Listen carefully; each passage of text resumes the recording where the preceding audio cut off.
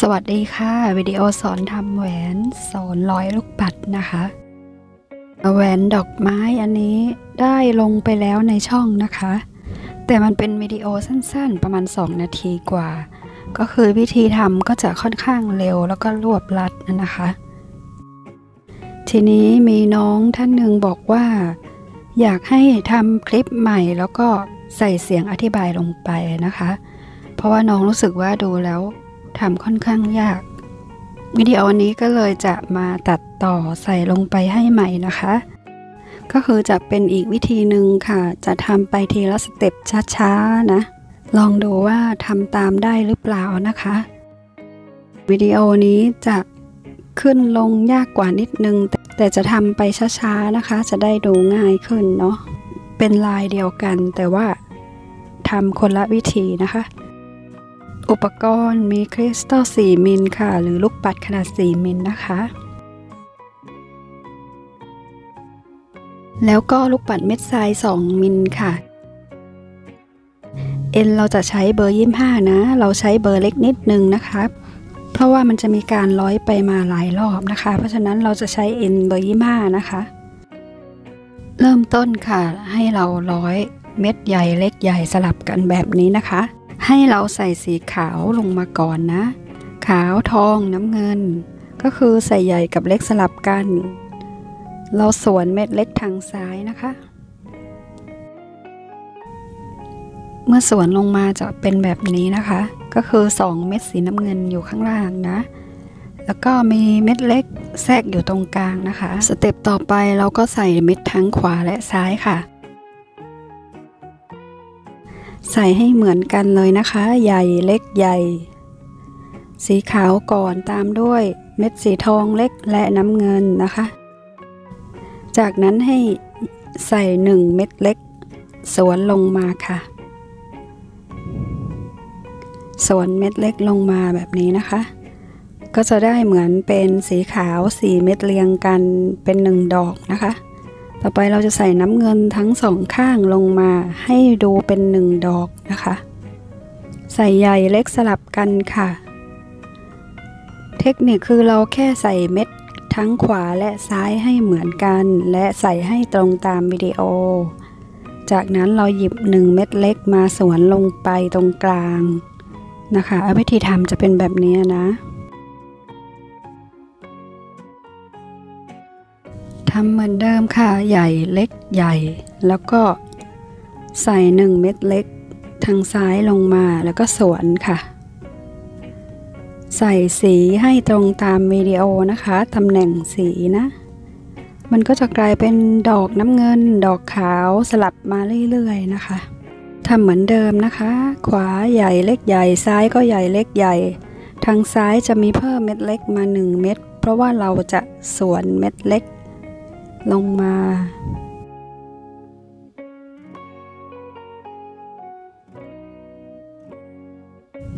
แบบนี้นะคะแล้วก็ทำเหมือนเดิมใส่ขาวก่อนนะคะจะเป็นดอกสีขาวสีน้ำเงินสลับกันนะคะ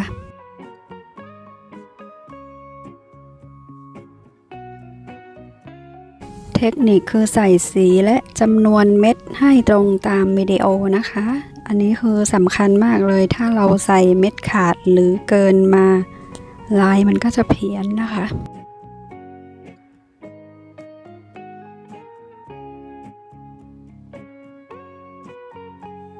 ทำขึ้นมาเรื่อยๆค่ะถ้าเราวัดขนาดข้อนิ้วเราได้พอดีแล้วให้เราร้อยไปเชื่อมกับเม็ดที่อยู่ฝั่งตรงข้ามนะมันจะเป็นเม็ดสีทองเล็กๆตรงวงกลมนี้นะคะเส้นทางขวาร้อยข้ามไปค่ะร้อยเชื่อมให้เป็นวงแหวนขึ้นมานะ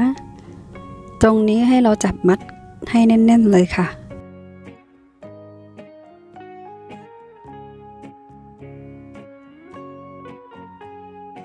นะคะก็จะออกมาเป็นเหมือนวงแหวนแบบนี้นะคะเป็นดอกสีน้ำเงินขาวสลับกันและทุกเม็ดจะมีเม็ดสีทองเล็กๆแทรกอยู่นะคะต่อไปหยิบเอ็น1 เส้นมาค่ะ ร้อยไปที่เม็ดสีทอง1เม็ดสีน้ำเงิน1นะคะ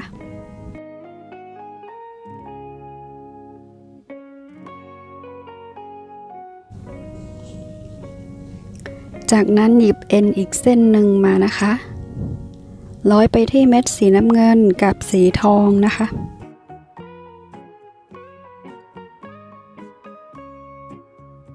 ร้อยขึ้นมาอีกนะคะสีทอง1เม็ดเล็กฝั่งซ้ายก็เหมือนกันค่ะให้ร้อยเพิ่มมาอีก1นะให้เอ็นอยู่ในลักษณะแบบนี้นะคะตอนนี้เอ็นจะอยู่ที่เม็ดเล็กสีทองแล้วนะคะตอนนี้ต่อไปให้เราใส่ทางขวามาค่ะ3เม็ดสีทองแล้วก็ร้อยลงไปข้างล่างเม็ดแรกตรงสีทองค่ะที่เป็นจุดสีแดงเล็กๆให้เห็นนะคะร้อยขึ้นไป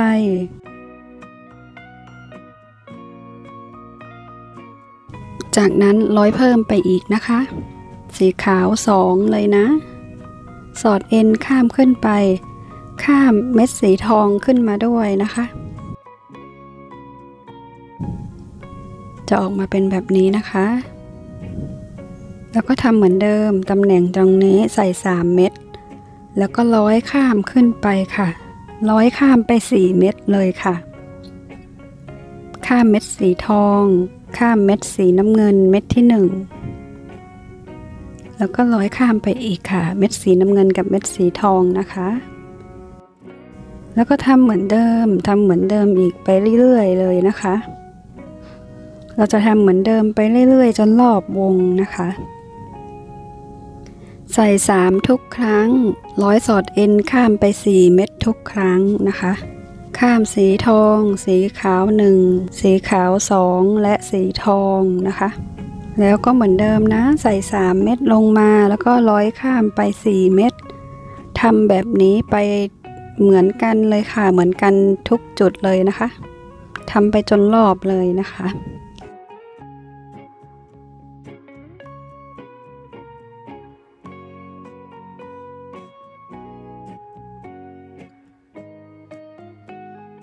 ใส่3เม็ดร้อยข้าม4เม็ดมีแค่นี้เองนะคะวิธีทำ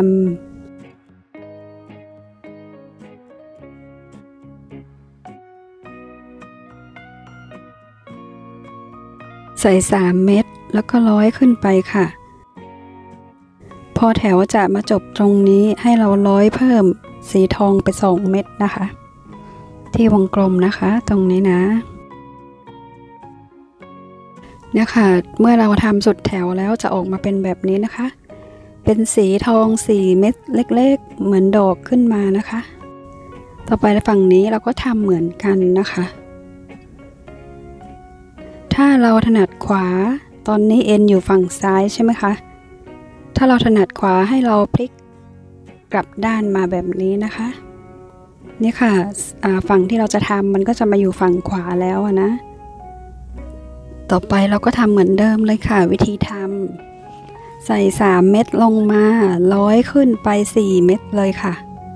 มันจะมีเม็ดเล็ก1เม็ดใหญ่2แล้วก็เม็ดเล็ก1นะคะ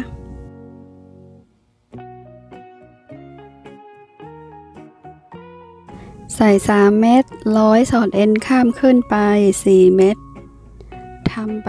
เรื่อยๆจนสุดแถวเลยนะคะทำเหมือนกันเลยค่ะทั้ง2ด้าน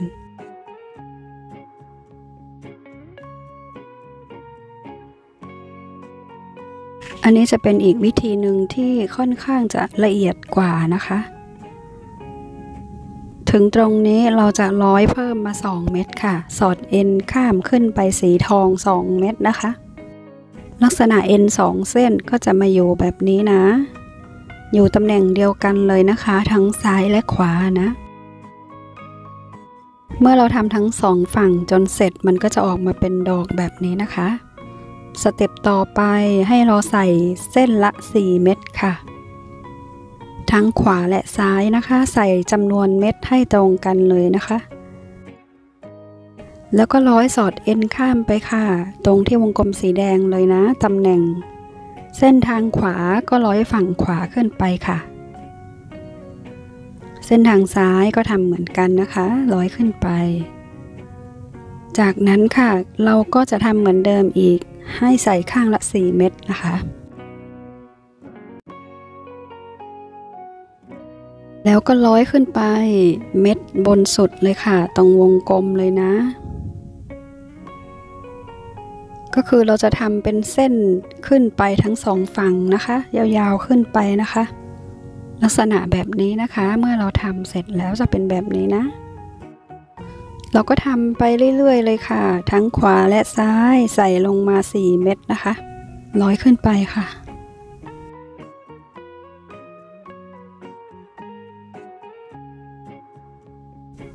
ขวาก็ใส่เหมือนเดิมซ้ายก็ใส่เหมือนเดิมร้อยไปที่เม็ดเดิมตำแหน่งเดียวกันเลยนะคะก็คือวิดีโอนี้จะทำช้าลงหน่อยแล้วก็ละเอียดขึ้นนิดนึงนะคะแต่วิดีโอวันก่อนที่ลงไป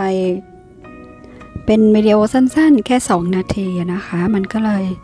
ค่อนข้างจะเร็วนิดนึงค่ะ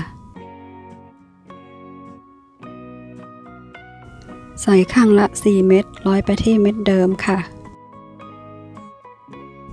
ถึงตรงนี้แถวจะมา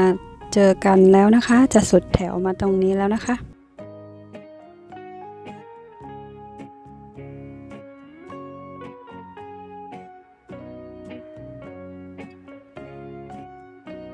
เมื่อร้อยเสร็จแล้วมันจะออกมาเป็นแบบนี้นะ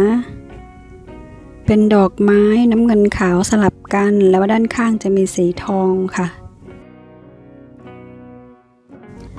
ต่อไปเอ็นทั้ง2 เส้นนี้เราจะร้อยให้มาเจอกันตรงกลางนะคะฝั่งซ้ายร้อยสอดเอ็นข้ามมาค่ะมาหาเส้นทางขวานะแล้วก็จับมัดให้แน่นๆเลยค่ะมัดให้แน่นๆเสร็จแล้วเราก็ร้อยเก็บเอ็นอีกทีหนึ่งนะคะทั้ง2 เส้นนะคะ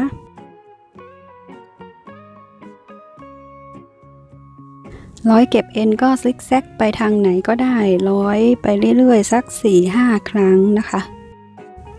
แล้วเราก็ตัดทิ้งไปแบบนี้ก็จะไม่หลุดง่ายแล้วนะคะเนี่ยค่ะก็จะออกมาเป็นแหวนดอกไม้น่ารักเรื่องสีนั้นแล้วแต่เราชอบเลยนะคะว่าอยากจะทำสีอะไรนะคะวิดีโอแรกที่ลงไปเป็นลายสีชมพูค่ะก็คือวิดีโอนั้นเป็นอีกวิธีหนึ่งที่ทำง่ายเหมือนกันแต่ว่าท่านที่เพิ่งหัดทำใหม่ๆอาจจะยังรู้สึกแบบดูไม่ค่อยออกนะคะเพราะว่าวิดีโอก็ค่อนข้างเร็วด้วยค่ะวิดีโอนี้ก็เลยจะมาทำใหม่ช้าๆแบบนี้นะคะลงแบบช้าๆทีละสเต็ปนะคะลองทำดูนะคะได้หรือไม่ได้อย่างไรทักมาบอกในเพจได้นะคะวันนี้ขอบคุณและสวัสดีค่ะ